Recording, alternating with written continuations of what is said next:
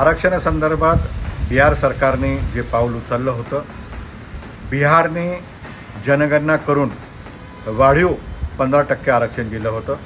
मी स्पष्टपणे आपल्याला सांगू इच्छितो, हे आरक्षण SC, ST आणि OBC यांची लोकसंख्या आधार धरून वाढीव आरक्षण त्या ठिकाणी देण्यात आलं होतं. ते आज न्यायालयाने रद्द केलं. याचा संदर्भ महाराष्ट्राशी, मराठा आरक्षणाशी काय लागतो असा प्रश्न सातत्याने विचारला जातो आहे. यामध्ये स्पष्टपणे सांगायचं ठरलं तर महाराष्ट्र सरकारने देखील वाढीव आरक्षण या ठिकाणी दिलेलं आहे. जर बिहारमध्ये दिलेलं आरक्षण, मागासवर्गीयांना दिलेलं आरक्षण जर टिकत नसेल आणि इंदिरासानी खटल्याचा वारंवार उल्लेख ह्या न्यायालयाच्या न्यायदानामध्ये होत असेल तर महाराष्ट्र सरकारला देखील आता याच्यावर गांभीर्याने विचार करण्याची गरज आहे. मी राज्याचे मुख्यमंत्री आदरणीय एकनाथ शिंदे साहेबांना विनंती करतो, आपल्यासमोर 2 पर्याय उपलब्ध आहेत. एक, क्युरिटी पिटिशन सुप्रीम कोर्टामध्ये जी प्रलंबित आहे याचा जर निर्णय आपण लावून घेतला तर याचा फायदा संपूर्ण देशाला होईल, सगळ्या राज्याच्या आरक्षणासाठी होईल.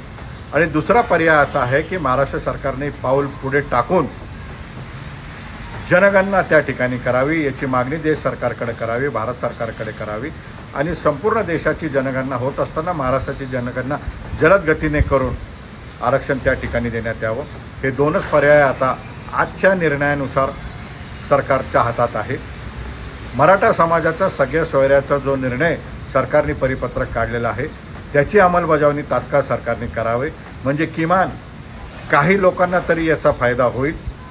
सरकारने मराठा समाजाचा विषय गांभीर्याने घ्यावा. बिहारचा निर्णय हा अतिशय धक्कादायक आहे. बिहारमध्ये मागास प्रवर्गाला दिलेलं आरक्षण, वाढीव आरक्षण जर टिकू शकत नाही तर मराठा समाजाला आरक्षण कसं टिकेल याच्यावर सरकारने गांभीर्याने निर्णय घेतला पाहिजे, अशी आम्ही सरकारकडनं अपेक्षा करतो.